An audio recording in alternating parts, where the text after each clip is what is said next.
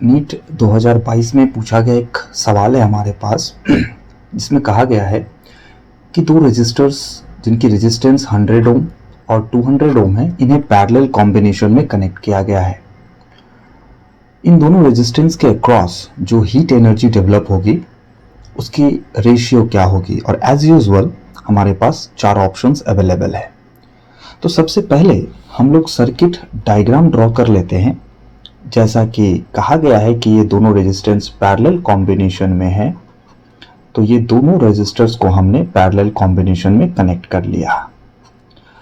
सवाल के अनुसार ये हमारा पहला रेजिस्टर है जिसको मैं R1 से डिनोट कर रहा हूं और ये 100 ओम गिवन है, और ये हमारा सेकेंड रेजिस्टर है R2 जो कि 200 ओम गिवन है।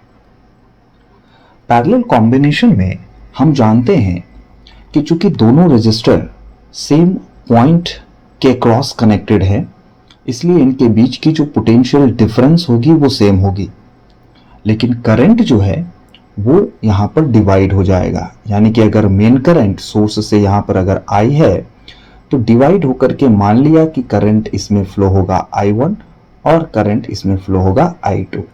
हाँ, एक बात यहाँ याद रखना है कि ये जो करंट है वो बराबर भागों में डिवाइड होगा ऐसा जरूरी नहीं है। बराबर भागों में करंट तभी डिवाइड होगा, यानी I1 और I2 ये जो मैंने ड्रॉ किए हैं ये दोनों बराबर तभी होंगे जब ये दोनों रेजिस्टर का वैल्यू सेम होगा। अगर दोनों रेजिस्टर का वैल्यू डिफरेंट है तो करंट का वैल्यू भी डिफरेंट होगा।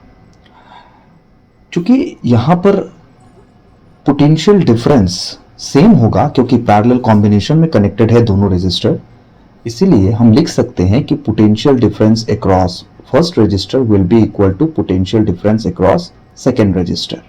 और हम जानते हैं कि V is equal to I into R, तो V1 will become I1 into R1 and V2 is equal to I2 into R2।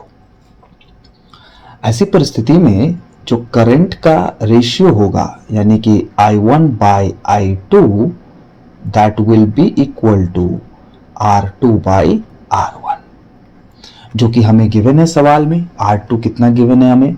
R2 given है 200, तो यहां पर हो जाएगा 200, और R1 हमें गिवन है 100। इसको अगर हम कैंसिल करें तो ये 2 टाइम्स में कैंसिल हो जाएगी। सो I1 बाय I2 का जो वैल्यू हमारे पास आएगा वो है 2। अब हम जानते हैं कि जो हीट डेवलप्ड होती है किसी भी रेजिस्टर के क्रॉस, उसका फॉर्मूला होता है, यानी कि heat developed across a resistor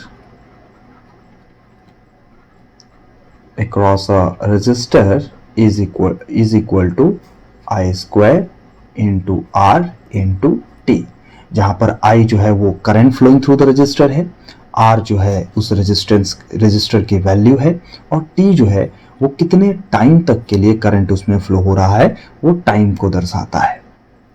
तो अगर इसी फॉर्मूले को हम अप्लाई करेंगे तो यहां पर जो हीट डेवलपमेंट होगी फर्स्ट रजिस्टर के क्रॉस डिवाइडेड बाय जो हीट डेवलप्ड होगी सेकेंड रजिस्टर के across, H2 is equal to I1 square into R1 into T divided by I2 square into R2 into T। यहाँ पर टाइम जो है वो सेम रखने को कहा गया है कि इन अ गिवन टाइम, यानी दोनों ही रेजिस्टर में सेम टाइम के लिए करंट फ्लो हो रहा। तो यहाँ से टाइम चूंकि सेम है इसलिए कैंसिल हो जाएगी।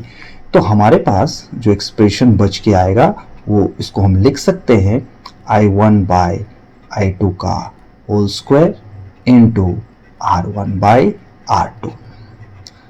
अच्छा, अब I1 बाय I2 का वैल्यू हम लोगों ने निकाला है 2 है, तो ये हो जाएगा 2 का square into R1 bye R2, तो R1 तो गिवन है एज इट इज 100 और R2 200। तो यहां पर अगर हम सॉल्व करेंगे तो 2 का स्क्वायर विल बिकम 4 इंटू यहां से आ जाएगा 2 टाइम्स यानी 1/2, यहां से कैंसिल हो जाएगी 2 बार में, जो वैल्यू आएगी 2, यानी 2 को हम लिख सकते हैं 2/1, यानी कि आंसर विल बी 2:1, यानी कि जो हमारा करेक्ट आंसर होगा वो ऑप्शन 4 होगा, यानी कि ऑप्शन